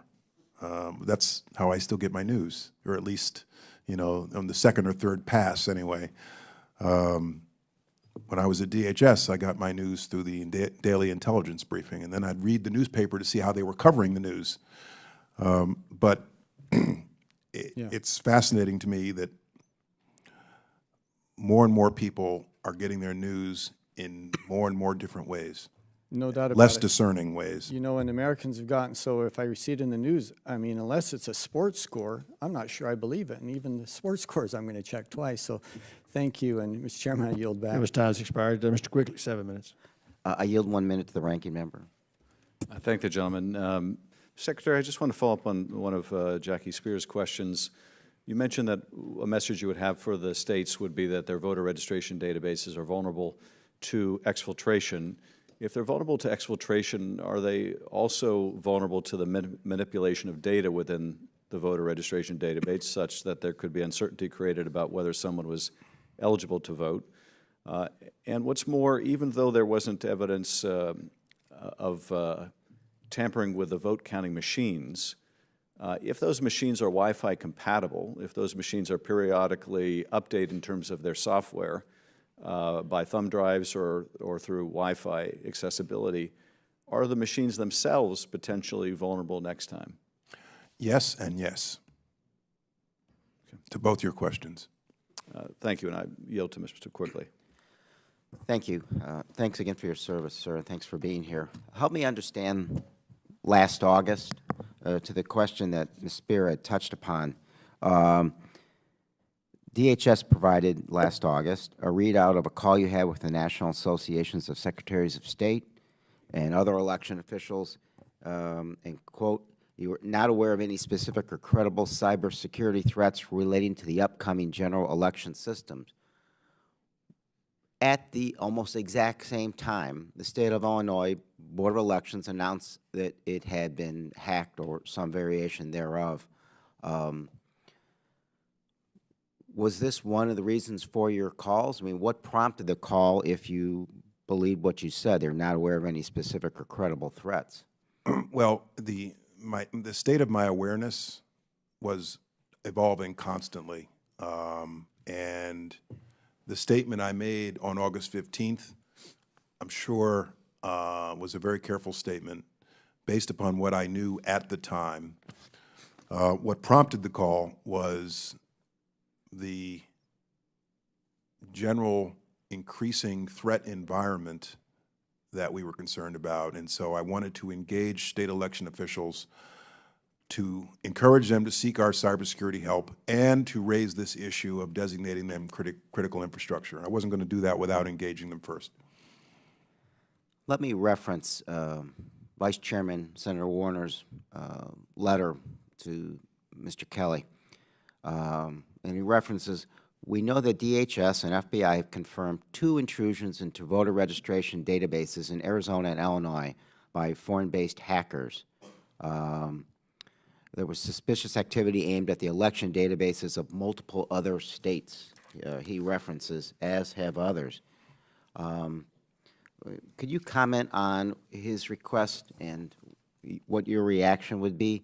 He urges them to work closely with state and local elected officials to disclose publicly which states were targeted to ensure that they are fully aware of the threat and to make certain their cyber defenses are able to neutralize this danger. We are not made safer by keeping the scope and breadth of these attacks secret. I've seen that letter. I don't have it in front of me. I think that what Senator Warner requests is probably a good request. I'm not sure whether DHS itself could provide all the information, but more awareness around this to raise concern about it, I definitely endorse. Well, I guess the question is, why would you ever not want to make that public? We are briefed constantly on public sector and private sector attacks, cyber attacks, and one of the things that's generally known is most of the time on either sector, the entity doesn't even know it's been hacked. Is that correct? That is very often true, but anytime somebody else finds out for them, correct? Anytime you ask somebody to make a public disclosure of this type, you have to balance against that. Are you revealing a vulnerability that I think that has gotten out of the barn and is running around the farm right now. The fact that there may be others out there vulnerabilities. that are not. How many public. states would be left, given the numbers you talked about earlier? Well, the number we've talked about earlier is 39, but that was based on open source reporting. I don't know the exact number. But I'm in general agreeing with what you're asking, whether there should be more public awareness and disclosure around this. And in general, I don't have an issue with that. I mean, to finish the thought, most entities don't know they've been hacked. They've been hacked for a long time before they're made aware, and they're made aware by someone else. I mean, how long? That is true. That can be true, yes. And what's your knowledge of how long it takes before they find out that they've been hacked? It varies. It could be a very long time. The actor can get into the system, be latent, lie in wait, given how some of these groups function. And so we've been informed that, I think they said something like 9,000 entities run a federal election. The degrees of sophistication obviously vary widely. It just reinforces the point I think you're agreeing to here is they need additional resources, but if they don't even know that they've been hacked, how can they possibly know that they need to come to you for assistance? All the more reason why, and I preach this now in my private life, a pre-incident examination of your cybersecurity is definitely worthwhile, because you'll very often discover that you have been hacked and you didn't know it. And I know what you're thinking. This is a guy from Chicago talking to me about election reform. You know, we have a long and colorful history there, but we sure don't want the Russians playing the role. So we appreciate what you. No, cybersecurity is just one aspect of election integrity, very clearly. Obviously, this is the one that worked. Anyway, my time is about up, but I thank you again for your service. Thank you. Jim and yields back. Mr. Crawford, 7 minutes. Thank you, Mr. Chairman, and thank you, Mr. Johnson, for being here. So you designated our voting network, essentially, not network is not the appropriate term, but it's critical infrastructure. Yes. So there are 50 states out there, and territories included, that probably have that many different versions, variations, methods, and so on of voting. So that must be very difficult to be able to synchronize that or harmonize all that and to implement a comprehensive type of a security strategy, cybersecurity strategy, correct? Well, that's not quite the nature of a critical infrastructure designation. That's not what it does. Okay. It prioritizes our assistance when they ask. It guarantees a certain level of confidentiality in their communications with us, and it gives them the protection of domestic and international cyber norms. So in It's your not any type of federal takeover or Sure, federal no, I regulation. understand that completely, and I wouldn't want that to be the case. But to your knowledge, are there any states who have their actual voting terminals? Are they online? There are states that have aspects of their systems online. There are states, for example, I believe, that use the internet for absentee voting. Okay, and that could be compromised. Is that possible? That's That it absentee- is a potential vulnerability, yes. Okay, but the actual, when you walk in to vote, whether it be in early voting or whether it be, on election day, and you walk in there and either you've got a paper ballot or a screen, much like you see in front of me here, that's not online, would not be subject to. Correct. Correct. Okay. In just about every state, so far as I know, yes. All right. So, and kind of following on to what Mr. Schiff said, then if there was an attempt made to compromise that in other words, to affect the tally, the vote count, there would have to be a human component there, correct? Well, there's a human component behind every cyber attack. I get that, but what I mean is that I'm talking about somebody within the realm of that election in that particular state, in that particular precinct or whatever, to be able to affect the outcome of that particular tally from that place. Do you follow my question? I think I do. Okay, so if for example, if there was a malware or something placed on a computer in the county courthouse or whatever, and they took a thumb drive, inserted that into a terminal, again, what you can't directly hack into this. Well, if your question is it impossible for somebody offshore to manipulate an election result? Mm-hmm. I'm not sure I would agree with you. Okay, can you tell me why? Well, first of all, you never know. I'm not disagreeing You never with you, know I'm the just trying to limits get to of human ingenuity. Right. But to the extent any part of the system or the reporting of a result exists on the internet, we have to be concerned about the vulnerability of that, whether it's from an actor domestic or international. Okay, and I wasn't. And I think it was Congressman Schiff who talked about ways in which malware can be implanted. But so I mean, malware obviously is generally speaking is done or affected by unwitting actors that may open up an email or may do any number of things that could then subject them to that malware. Well, if what you're asking me is whether it can only be the case that somebody could affect an election if they are domestic based, I'm not sure I would agree with that. Okay, and that's kind of the gist of where I'm going here is all the offshore stuff. I mean, obviously we have hackers from around the world, Russia most notably in the context of what we're talking about today, but there's been others that have played a role in trying to take active measures in elections. But my point is, for them to fully affect the outcome of the election in terms of manipulating numbers, would they not need to have some sort of complicit individual physically present to affect that? I don't think I'm prepared to agree with that, just because cyber bad actors are extraordinarily clever, aggressive, tenacious. So I don't think I can categorically agree with that. Without having access to this terminal through a network and only being able to update that software on this terminal through a thumb drive or some other connection, then somebody would physically have to connect it to do that, is what I'm saying. So I'm not sure. I'm not a cyber expert. Mm-hmm. I learned a lot about this topic over the last 3 years, and I think that's a conversation you should have with people who really understand these capabilities. Okay, thank you. I'm going to yield the balance of my time to Mr. Gowdy. Thank my friend from Arkansas. Director Jones, this will probably be the last time I get to talk with you, so I'm going to finish the same way I started, which is to thank you for your service to our country, DOJ, DOD, and DHS. Our committee has been asked to do 4 things. What did the Russians do? With whom, if anyone, did they do it? What was the U.S. government's response? And then the issue of leaks. You're a member of the intelligence community. You're a former federal prosecutor. Can you speak to what a negative impact, let me rephrase it, how important are our surveillance programs, and to the extent that the felonious dissemination of classified material endangers the reauthorization of those surveillance programs, how important and critical are they to our national security? Based on my experience, reading intelligence every working day, in the front of my working day, I would say that intelligence, our intelligence collection capabilities are vital to the ability of national security officials to do their job, to keep the American public safe.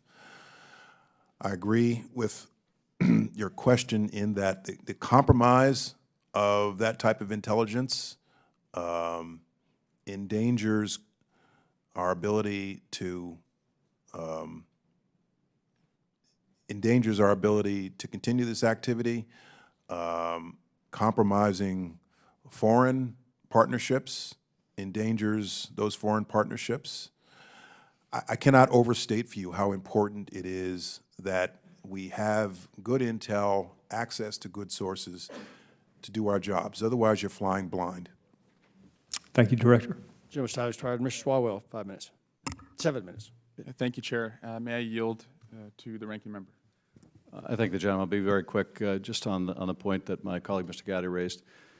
I fully concur, Mr. Secretary. These intelligence programs like 702 are critically important. There have been a number of leaks. We don't know where they've come from. Some may have come from agencies. Some may have come from the President's own staff. I just want to make sure that we don't jeopardize these programs by attributing leaks to sources when we don't know what the sources of those leaks are. We would ill-serve the country if we do away with vital tools as a part of a political attack rather than based on the merits of those programs and any reforms that are necessary. And that's just some commentary rather than ask you for a response. But I'll yield back to Mr. Swalwell. Thank you to the ranking member. Mr. Secretary, was our democracy attacked this past election? Yes. By who? The Russian government. And it sounds like, based on your experience, this attack that occurred could have easily been carried out not just by Russia, but by other foreign adversaries. Is that right? Yes. There are certain nation-state actors, several, that have those kinds of capabilities. And it also could have been carried out by non-nation-state actors like terrorist groups. Is that right? The level of sophistication that we saw last year, I'm not sure the terrorist organizations that I'm familiar with would have that level of sophistication and capability, but it's an emerging threat. And certainly by cyber criminals? Yes. And you've described that the cost of this attack is the chaos that we find ourselves here today, that we're holding hearings, and as you described, we're not working on issues like health care. The people's business, correct. Yeah. I think that's one of them, yes. And would you agree that the first step to solving a problem, have you heard of this quote or this idea, is to acknowledge that a problem exists? Sure, yes. Why do you think that President Trump will not state that Russia meddled in our elections? You'd have to ask him, sir. Mr. Secretary, I've seen various different statements from him on this topic. Does that concern you? Well, I think that a president, a Secretary of Defense, a Secretary of Homeland Security, a Secretary of State depends upon the intelligence community. And otherwise, if you don't, you can't effectively do your job. You're flying blind. Your intelligence community is what are your eyes and ears to do your job. Now, Mr. Secretary, you've talked about what we need to do going forward, and I'm glad you brought that up, because this committee, as Mr. Gowdy referenced, one of our duties is to get to the bottom of whether any U.S. persons worked with Russia, and then it's the FBI and Department of Justice's job, if they did, to hold them accountable. But I think we all agree that if we are back here in 2019 or 2021 after the midterm and the next presidential election talking about a new hack and a new meddling, we have failed the people that we represent. And you talked about in your statement that you came to the determination that election infrastructure should be designated as critical infrastructure subsector. Can you explain what this designation means legally and practically? Essentially three things. One, it means that when the sector seeks our cybersecurity assistance, we prioritize providing it. That's number one. Number two, it means that the certain communications that we have with critical infrastructure are confidential and protected from public disclosure so as to avoid discussion about vulnerabilities. And number three, if you're critical infrastructure, you have the protection of the international cyber norm that says nation states should not attack critical infrastructure of other nation states. Would you agree that conducting stress tests, as we now do post-2008 with our financial institutions on voter information and voter balloting systems would be helpful? Yes. Okay. Mr. Secretary, in addition to structural reforms to our election systems, do you also agree that just a general, broader awareness would benefit the American people as far as social media trolls, fake news, the dissemination of hacked information, and how that can affect outcomes? Yes. Mr. Secretary, you said that in January you designated our election systems as critical infrastructure, and I want you to comment on a claim that candidate Trump made during the campaign season. He said, "Remember, we are competing in a rigged election," to a Wisconsin rally. "They want to try and rig the election at the polling booths, where so many cities are corrupt and voter fraud is all too common." Did you find that any polling booths were rigged? Well, as I said, I know of no evidence that as a result of any cyber attack, ballots were altered or reporting was altered. That comment goes to cyber attacks. I cannot comment on the integrity of every voting machine in Chicago or San Francisco or South Carolina. After the election, President-elect Trump said that 3 to 5 million people cast illegal votes. In your position as Homeland Security Secretary, did you find that that occurred? I'm not in a position to comment on that. I heard the same claim. I'm just not in a position to comment on that. And can you judge the credibility just based on your experience and interaction with James Comey? Do you find him to be a highly credible individual? Yes. Do you find John Brennan to be a highly credible individual? Yes. And Mr. Secretary, can you just talk a little bit about, you talked about the importance of a carrot rather than a stick with our local election systems, because I don't think any of us want to see a federal takeover, but we don't want to find ourselves in a position like this again. What could we walk away from today and tell our local election officials that we could do together to make sure that they're better prepared the next time Americans go to the polls? The process is vulnerable to future cyber attacks by those who are becoming increasingly aggressive, ingenious, and capable. So that's number one. Number two, it's in everyone's interest at the local, state, and national level to ensure the cybersecurity integrity of the process, which is vulnerable and exposed in certain respects. We had the experience we had last year, and from that we have to learn. And if we do not grapple with this, we're failing as a democracy, and those of us in public office are failing the people we serve. Thank you. Thank you, Mr. Secretary, for your service, and wish you well in the private sector. Thank you. Mr. Stefanik, 7 minutes. Thank you, Mr. Chairman. Thank you, Mr. Secretary, for voluntarily being here today and for your service to our country. My line of questioning will focus on the January 6th Intelligence Community Assessment.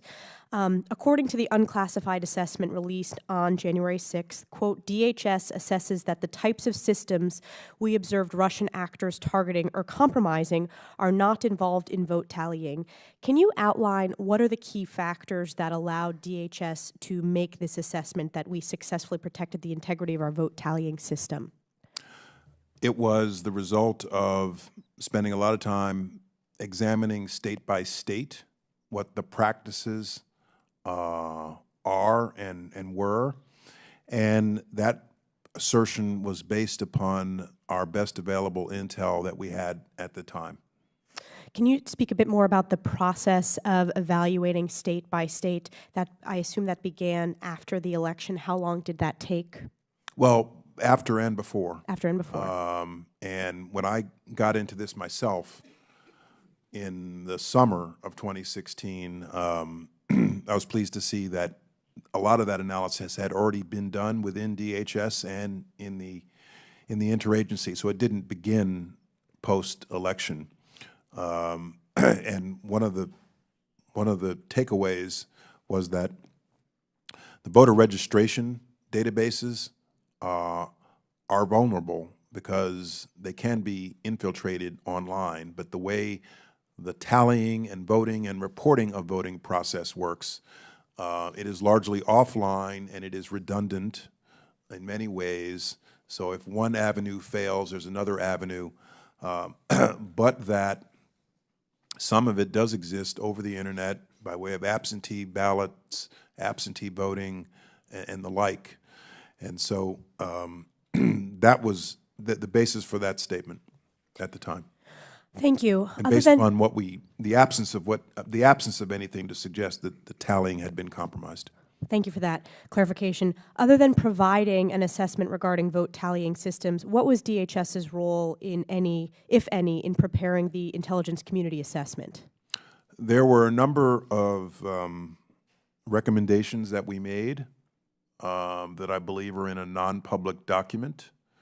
And in terms of the actual intelligence assessment, I believe we had a role in what you just stated. We had a role in making that assessment.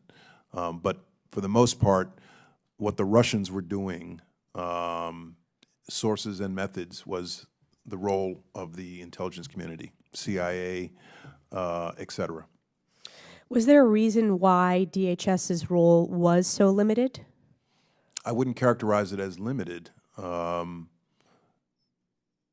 back to October, the statement that was issued in October was a joint statement of DNI and DHS, and our people were very definitely involved in the report that was issued on January 6th, as well as some of the documentation for the actions we took on December 29th. Let me ask you about the October 2016 joint statement you just referenced.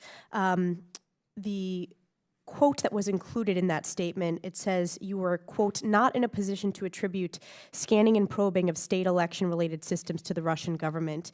And yet in the January... I wrote that sentence. You did?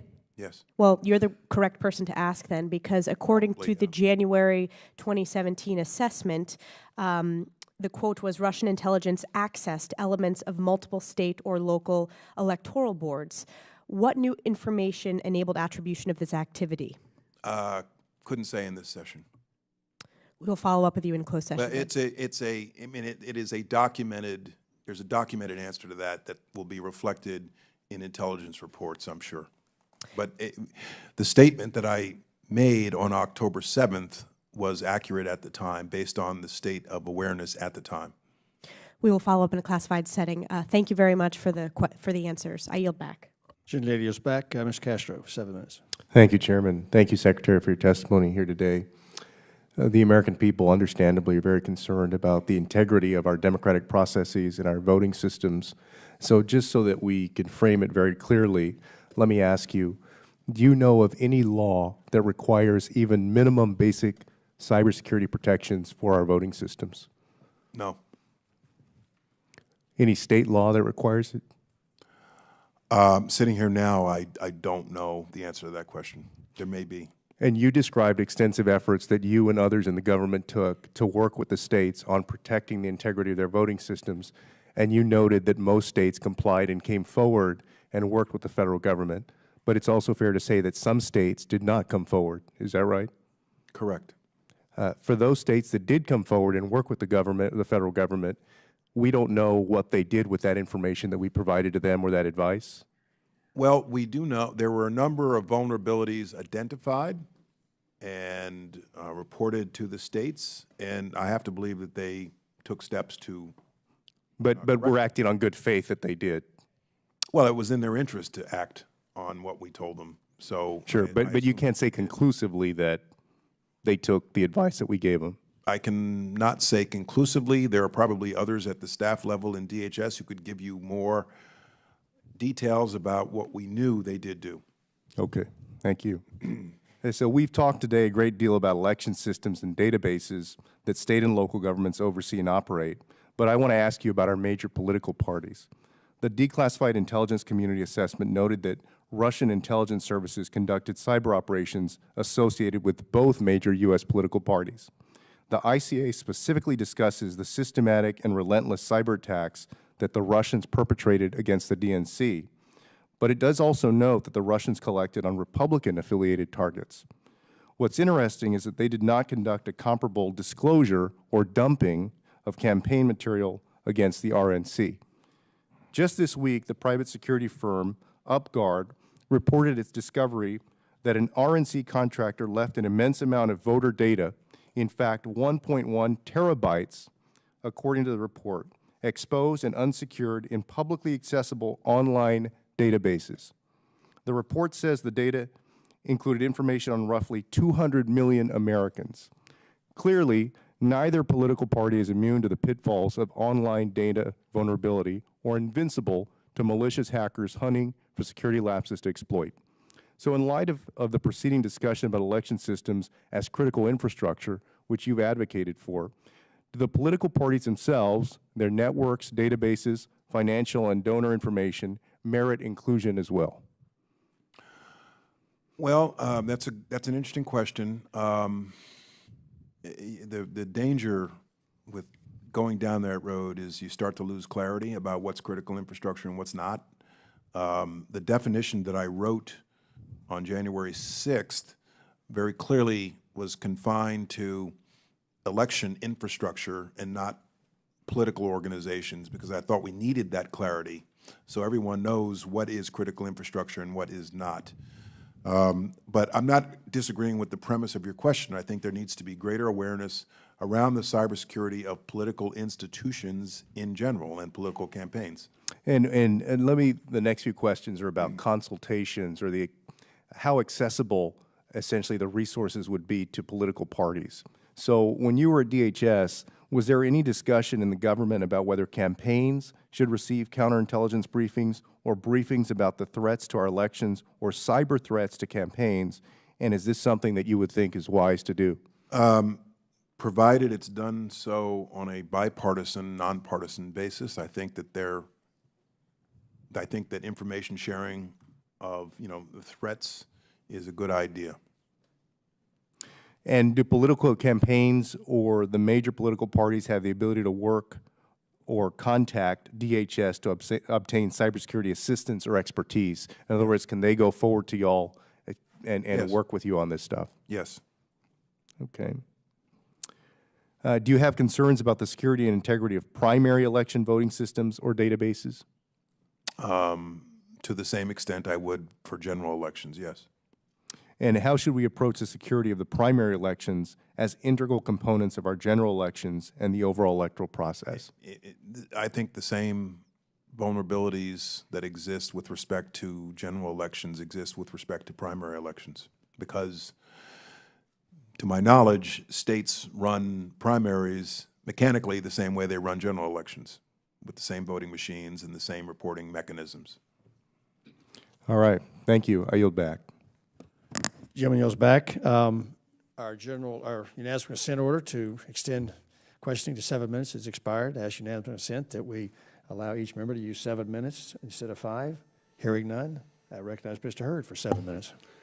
Thank you, Mr. Chairman, and I would also like to associate myself with all of my colleagues that have thanked Secretary Johnson for his years of service to our country.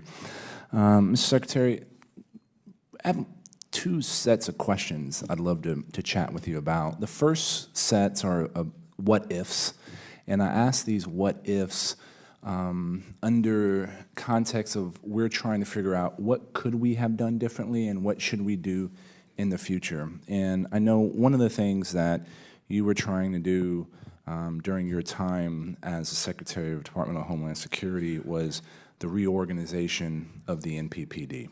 Right. If the NPPD had been reorganized the way you had envisioned it, and let's say that had happened in early 2016, how would that have helped in dealing with this issue that we dealt with in our elections? Well, it's difficult to say, had something been done, the outcome would have been different. I'll say two things. One, I do think that there is a strong advantage to reorganizing NPPD into a leaner and meaner organization that focuses solely on cybersecurity and infrastructure protection, because the two are so interrelated. That's something that we would need Congress to do. I know that there are a number of people in Congress who support that idea. I continue to believe it is a good idea. When it comes to the efforts we made to engage state election systems, I was impressed with the apparatus we did have within NPPD to do so and to address all of the states that came in and sought our assistance. And that mechanism would exist whether NPPD was in its old form or its new form. But in general, I think that we need to reorganize NPPD into a cyber and infrastructure protection agency, just simply because there ought to be an agency of the U.S. government dedicated to cybersecurity. Thank you, sir. And again, the next what if, and I recognize the difficulty of answering what if questions, but the goal is to try to understand how we could do things differently. Had the electoral systems or infrastructure been identified as critical infrastructure by DHS in early 2016, how would that have impacted the situation we just went through? I can't say. It's something that when I first addressed this issue with my staff and they first suggested it to me, I thought, this is something that we should have done a long time ago. Why isn't it? And one of the things they said to me was, you could view it as already critical infrastructure because government infrastructure is already critical infrastructure. My view was we needed to publicly declare it to, make a big deal over the fact that we're going down this road for the domestic and international audience. Good copy. And my next set of questions is really just in the interest of standardizing terminology and make sure that we're all singing off the same page. And our utility system, our grid, that's identified as a critical infrastructure, correct? Correct. Has DHS ever taken over a grid or a utility municipal company? Not to my knowledge. Okay. Our telecommunications... Not sure we have the authority to do that either. Our telecommunications infrastructure is considered a critical infrastructure, correct? Correct. And has DHS ever taken that system over? No. Nor do we have the authority to do so. Good copy. I just helping to, baseline what a designation of critical infrastructure actually means. And you've said that many, many times today, and I'm not going to ask you to do it again. But this is, a conversation I've engaged in many times as well. Scanning and probing. Could you maybe give us a quick explanation of what that is? When I started addressing this publicly, somebody said to me, well, Jim Comey made a statement publicly that there was scanning and probing of voter registration systems. And I said, that's a good phrase. So let's use that phrase, because I thought it captured what we saw. And eventually what we saw was success in infiltrating voter registration databases, which I reported publicly. But scanning and probing is basically looking into a locked box to see what's inside. Or it's a passive tool that happens millions of times across the United States every single day. Would you agree with that? It can, yes. And I don't know if I'd describe it as passive, but yes. The voter registration databases that we've talked about, isn't the information that's contained within voter registration databases publicly available information? Not necessarily. But It may depend on each state. Because in Texas, you can go down to the county office and get that information. And I'm curious as to why our hostile actors were, and I definitely know that the financial systems, you know, whether it's on the federal level, that is through FEC websites, every state has this information made available. Why would you think a hostile actor like the Russians would be trying to hack systems where the information is publicly available through a portal available to the public? Well, I don't know that in every case, in every state, the information that was examined was publicly available. My concern was that if a bad actor is doing this, it might be a prelude to wiping out or eliminating voter rolls or altering them in some way. Good copy. Mr. Chairman, I yield back the time I do not have. Jim yields back. Mr. Heck, 7 minutes. Thank you, Mr. Chair. Begin by yielding a minute to the ranking member. I thank the gentleman for yielding. Mr. Secretary, I just want to thank you as we come towards the end of the hearing for your testimony today and for your profound service to the country. And I also wanted to acknowledge and thank my colleagues, Mike Conaway and Brad Wenstrup, for the aid they gave to our colleague who was injured during the shooting last week. And we're glad that they're safe and with us, and grateful to have them, and thinking about our colleague and wishing him a very speedy recovery. I yield back. Mr. Secretary, thanks for being here. I want to talk to you about the future. The IC has assessed, and we regularly hear it from both former and current government officials, that the Russians will be back. They'll be back to disseminate fake news. They'll be back to hack and steal and dump disinformation intended to harm good people. They'll be back to find their way into the very infrastructure we trust to help us choose our elected officials, the very infrastructure we choose or trust to uphold our democracy. And I think more than anything, that puts this entire question into very vivid and stark relief, and it is namely as follows. I'm from the school that says America is exceptional. We're going on nearly a quarter millennium of the longest running democracy in the history of our planet. But it's not just the longevity that distinguishes us, it's our rule by law, it's our free, fair, open elections conducted with integrity, and most importantly, quintessentially, it is the peaceful transfer of power. Nobody else has ever managed this. Regularly transfer power in a peaceful manner. And the winners and the losers accept the outcomes. Why? Because we are ruled by law, because we do have free, fair, open elections. And that is what is at stake here. That which defines us. This goes to the very core of who we are. But my question for you, sir, just to be abundantly clear, will the Russians be back? I think we have to assume, for all the reasons that have been discussed here, that the Russians will be back, and possibly other state actors and possibly other bad cyber actors. Fair to assume you are concerned, if not worried, about 16 and 18 elections and all others going forward? Yes.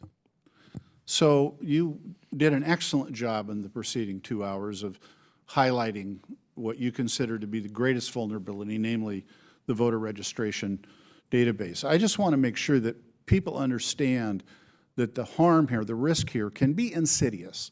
Because I think when people hear that, their reaction is, oh, the addition or deletion of names. But it's more than that, is it not, sir? Could it not, as an example, include changing the spelling wholesale of a bunch of names such that when those voters showed up at the polling places, they were turned away or denied? Is that not yet one of many examples of how infiltration and manipulation of voter registration databases could wreak considerable harm? Yes, I think that's a fair question, and I think that's a fair comment. One thing I do want to emphasize, though, we've talked a lot about voter registration databases. When I was at DHS, I always encouraged my people, don't respond to the last attack, try to anticipate the next attack. So I think it's incumbent upon all of those who manage the system to look comprehensively at where there are vulnerabilities.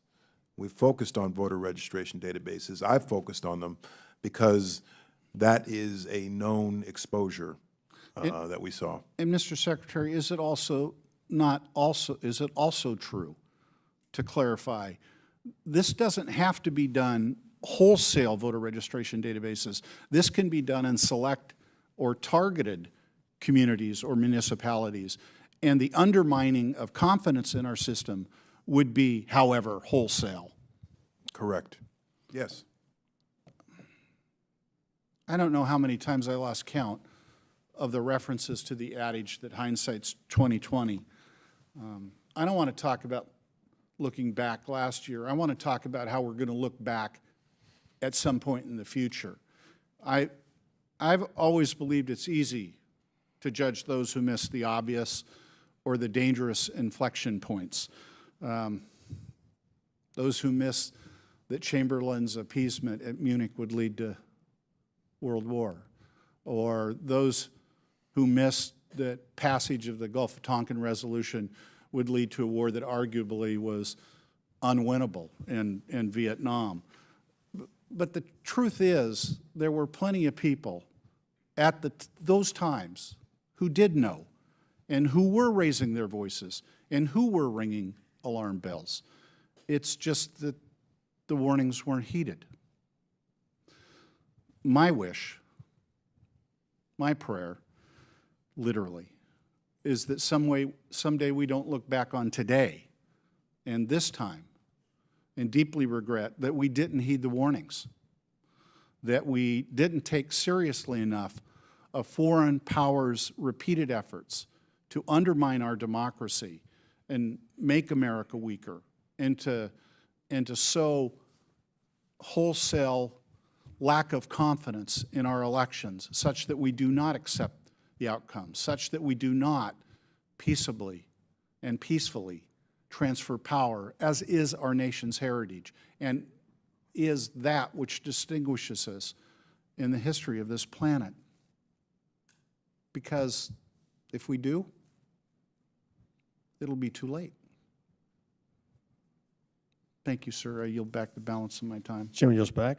Mr. Rooney, 7 minutes. Thank you, Mr. Chairman. And I would like to associate myself with what Mr. Heck just said. I think that that was very well said and very eloquent. And I think that if there's any issue that surrounding everything that's going on in Washington right now that should unite, especially this committee and what we're doing, it's what we're doing here today with Secretary Johnson talking about the integrity of our elections.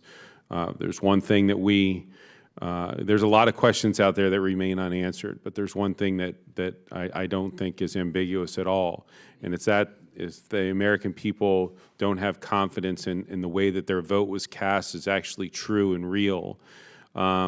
Whether our guy won or next time your guy wins, and there's a question out there as to whether or not Russia may have been able to mess with the numbers, then we really do cease being the country that we are. Secretary Johnson, I've known you a long time. I think we first met when I first got elected in 2008, and we first met when I think we're in the House for about 5 minutes. You're right. So in Patrick Murphy's office. I appreciate your work as the attorney at the Pentagon and then as Secretary of Defense. I think that you are a true statesman and somebody that we're all very proud of. Regardless of party, and it's been an honor to get to know you over the years and to work with you. I do think that it needs to be said that, and I've said this before in this committee, that if anybody out there in the countryside believes that Russia is not trying to influence our electoral process, this is your notice that they are and that they will continue to do so. Whether that is just merely propaganda through things like the RT, or whether that's actual cyber intrusion, like changing votes or deleting votes. We've seen no evidence, in part thanks to you, of the latter.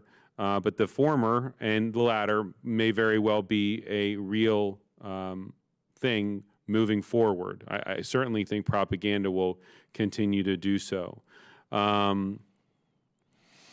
I know that I can speak for the rest of the committee when I also say that well, I'll speak for myself in saying this. So you said earlier that you designating the election systems as critical infrastructure after the election because you were worried that it might drive people away. I think you're absolutely right in that assessment.